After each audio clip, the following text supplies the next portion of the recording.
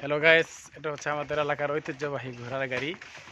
এই গাড়িতে গ্রামের মালামাল পরিবহন করা হয়, বিশেষ করে ধানের আটি, ধানের বস্তা, ভুট্টা এগুলা পরিবহন করা হয়। আজকে আমি সেই ঘোড়ার গাড়িতে উঠলাম আপনাদের দেখানোর জন্য।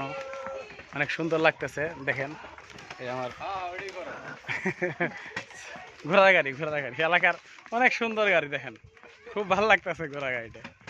গ্রামের ঐতিহ্য ভাই, দেখেন ঘোড়ার গাড়ি।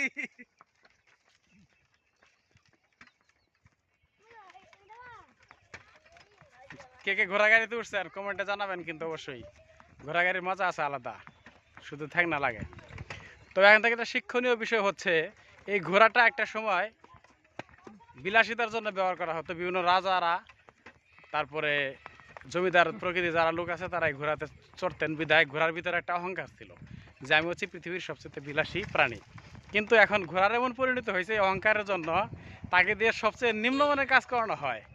এজন্য ভাই, মানুষ অহংকার থেকে পরিহার হওয়া উচিত, এটি থেকে একটা শিক্ষা আমাদের। কারণ সেই বিলাসী বাহনটা আজকে হয়ে গেছে মানুষের মালামাল পরিবহন করার জন্য। যেমন কসকো সাবান একটা সময় অহংকার করেছিল যে আমি রূপচর্চায় ব্যবহার করা হয়, সেজন্য এখন বর্তমানে দেখবেন যে কসকো সাবান বেশিরভাগ টয়লেটে ব্যবহার করা হয়। তাই কেউ অহংকার করবেন না, এই ঘোড়া গাড়ি থেকে শিক্ষা গ্রহণ করবেন সবাই।